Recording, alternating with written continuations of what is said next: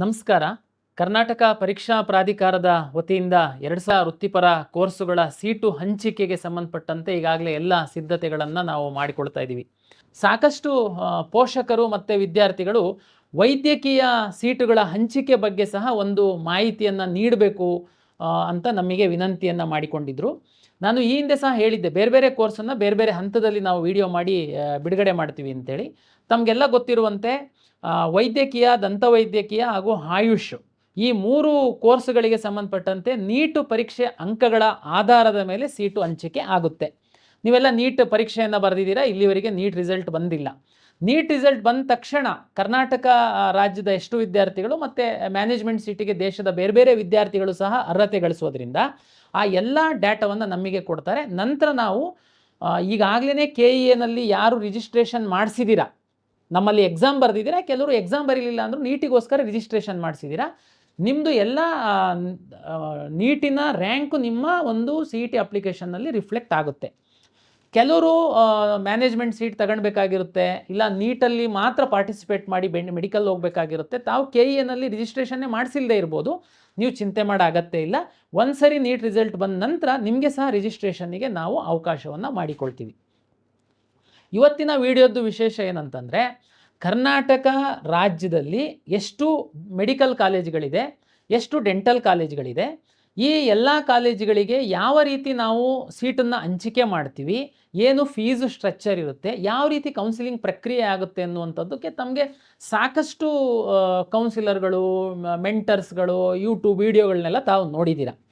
ಆದರೆ ನನ್ನ ಒಂದು ಪ್ರಯತ್ನ ಏನು ಅಂತಂದರೆ, ಇಡೀ ಕರ್ನಾಟಕ ರಾಜ್ಯದಲ್ಲಿ ಮೆಡಿಕಲ್ಲು ಡೆಂಟಲ್ಲಿಗೆ ಬಂದಂಥ ಸಂದರ್ಭದಲ್ಲಿ ಯಾರು ಅಧಿಕೃತವಾದಂಥ ಒಂದು body, director of medical education DME, ಅವರು ಒಂದು ಕರ್ನಾಟಕ ರಾಜ್ಯದಲ್ಲಿ ರಾಜೀವ್ ಗಾಂಧಿ ಯೂನಿವರ್ಸಿಟಿಯವರು ಏನು ಪರೀಕ್ಷೆ ಮತ್ತೊಂದೆಲ್ಲ ಮಾಡ್ತಾರೆ, ಅಫಿಲಿಯೇಷನ್ ಕೊಡ್ತಾರೆ.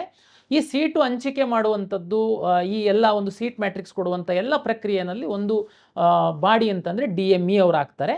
ಮೆಡಿಕಲ್ ಎಜುಕೇಷನ್ನ ಅನುಮತಿ ಮೇಲೆ ಅವ್ರು ಕೆಲಸ ಮಾಡ್ತಿರ್ತಾರೆ.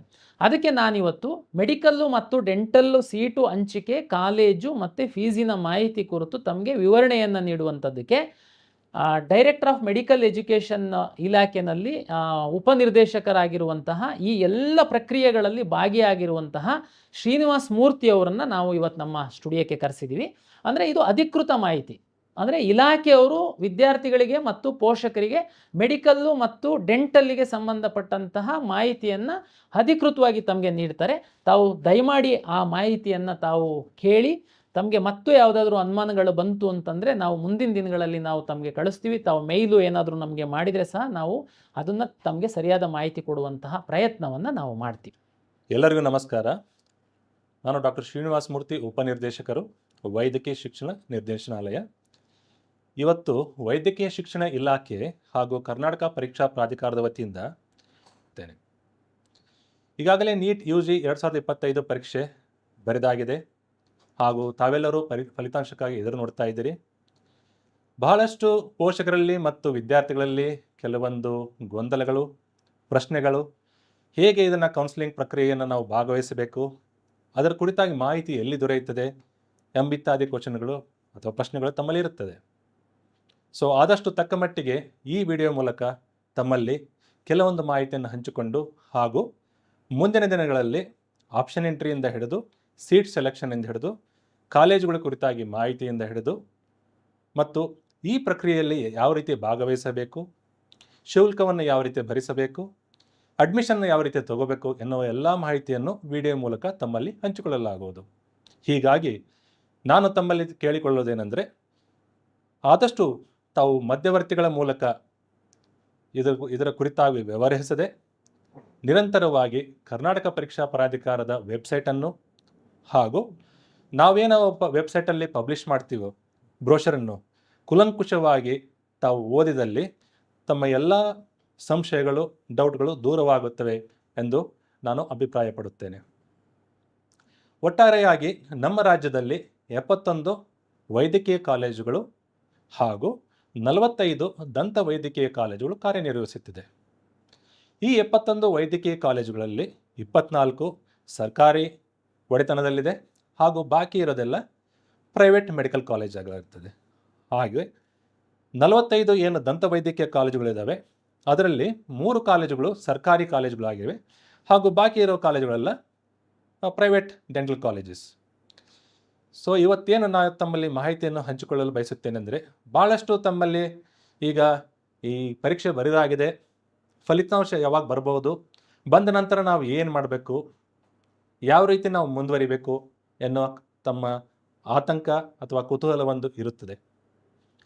ಈ ಫಲಿತಾಂಶವೇನಾದರೂ ಪ್ರಕಟವಾದ ನಂತರ ನಾವು ಮೆಡಿಕಲ್ ಕೌನ್ಸಿಲಿಂಗ್ ಕಮಿಟಿ ಅವರು ಪ್ರಸ್ತುತಪಡಿಸುವ ಅಥವಾ ಅವರು ಹೊರಡಿಸುವ ಟೈಮ್ ಶೆಡ್ಯೂಲ್ ಅದರ ಪ್ರಕಾರ ಕಾರ್ಯನಿರ್ವಹಿಸುತ್ತೇವೆ. ಆಲ್ ಇಂಡಿಯಾ ಕೋಟಾ ಸೀಟುಗಳಿಗೆ ಹಾಗೂ ಡೀಮ್ಡ್ ಯೂನಿವರ್ಸಿಟಿ ಕೋಟಾ ಸೀಟುಗಳಿಗೆ ಮೆಡಿಕಲ್ ಕೌನ್ಸಿಲಿಂಗ್ ಕಮಿಟಿ ವತಿಯಿಂದ ಕೌನ್ಸಿಲಿಂಗ್ ನಡೆಸಲಾಗುತ್ತದೆ. ಹಾಗೂ ಕರ್ನಾಟಕ ಸರ್ಕಾರದ ಕೋಟಾ ಸೀಟುಗಳಿಗೆ ಕರ್ನಾಟಕ ಸರ್ಕಾರ ಪರವಾಗಿ ಕಾರ್ಯನಿರ್ವಹಿಸುತ್ತಿರುವ ಕರ್ನಾಟಕ ಪರೀಕ್ಷಾ ಪ್ರಾಧಿಕಾರದ ವತಿಯಿಂದ ಸೀಟು ಹಂಚಿಕೆ ಮಾಡಲಾಗುತ್ತದೆ. ಈ 2 ಸೀಟು ಹಂಚಿಕೆಯು ನಮ್ಮ ಮೆಡಿಕಲ್ ಕೌನ್ಸಿಲಿಂಗ್ ಕಮಿಟಿಗೆ ಏನು ಟೈಮ್ ಶೆಡ್ಯೂಲ್ ಇಶ್ಯೂ ಮಾಡ್ತಾರೆ ಅದರ ಮೇಲೆಯೇ ಅವಲಂಬಿತರಾಗುತ್ತದೆ. ಆಲ್ ಇಂಡಿಯಾ ಕೋಟಾ ಸೀಟುಗಳಿಗೆ ಸೀಟು ಹಂಚಿಕೆ ಆದ 1 ವಾರ ಅಥವಾ 10 ದಿನಗಳ ನಂತರ ನಮ್ಮ ಕರ್ನಾಟಕ ಪರೀಕ್ಷಾ ಪ್ರಾಧಿಕಾರದ ಕೌನ್ಸಿಲಿಂಗ್ ಪ್ರಕ್ರಿಯೆ ಶುರುವಾಗುತ್ತದೆ. ಮಾನ್ಯ ಸರ್ವೋಚ್ಚ ನ್ಯಾಯಾಲಯವು ಅದರಲ್ಲಿ ಹೊರಡಿಸಿರುವ ಆದೇಶದಂತೆ ಈ ಕೌನ್ಸಿಲಿಂಗ್ ಪ್ರಕ್ರಿಯೆಯು 4 ಸುತ್ತುಗಳಲ್ಲಿ ನಡೆಯುತ್ತದೆ.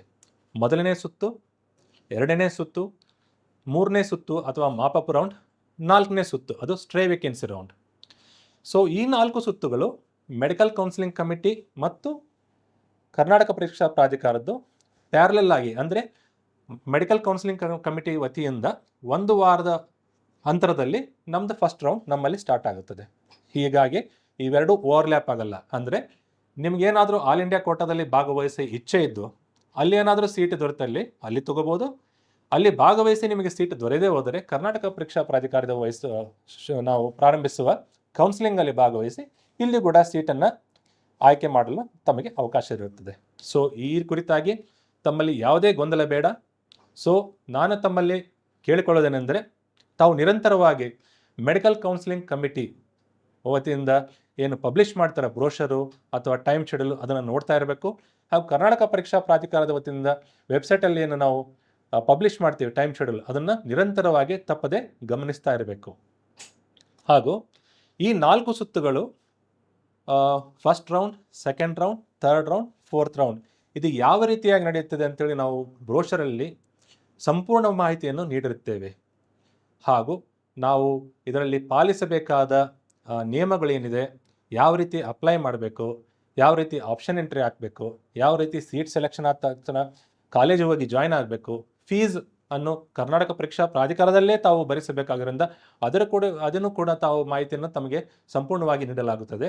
ಹೀಗಾಗಿ ಯಾವುದೇ ಮಧ್ಯವರ್ತಿಗಳ ಆಶ್ವಾಸನೆಗೆ ತಾವು ಒಳಗಾಗಿ ವಂಚನೆಗೊಳಗಾಗದೆ, ಆತಂಕಕ್ಕೊಳಗಾಗದೆ ಸಂಪೂರ್ಣವಾಗಿ KE ವೆಬ್ಸೈಟನ್ನು ಓದಿದಲ್ಲಿ ಅಥವಾ ಬ್ರೋಷರನ್ನು ನೋಡಿದಲ್ಲಿ ಹಾಗೂ ಮೆಡಿಕಲ್ ಕೌನ್ಸಿಲಿಂಗ್ ಕಮಿಟಿಯವರು ಏನು ಪಬ್ಲಿಷ್ ಮಾಡ್ತಾರೆ ಬ್ರೋಷರ್ ಅದನ್ನು ಸಂಪೂರ್ಣವಾಗಿ ಓದಿದಲ್ಲಿ ತಮಗೆ ಪೂರ್ಣವಾದ ಮಾಹಿತಿ ಲಭಿಸಿ ತಮ್ಮ ಆತಂಕವೆಲ್ಲ ದೂರವಾಗೋದರಲ್ಲಿ ಸಂಶಯವಿಲ್ಲ ಎಂದು ನಾನು ಆಶಯ ವ್ಯಕ್ತಪಡಿಸುತ್ತೇನೆ.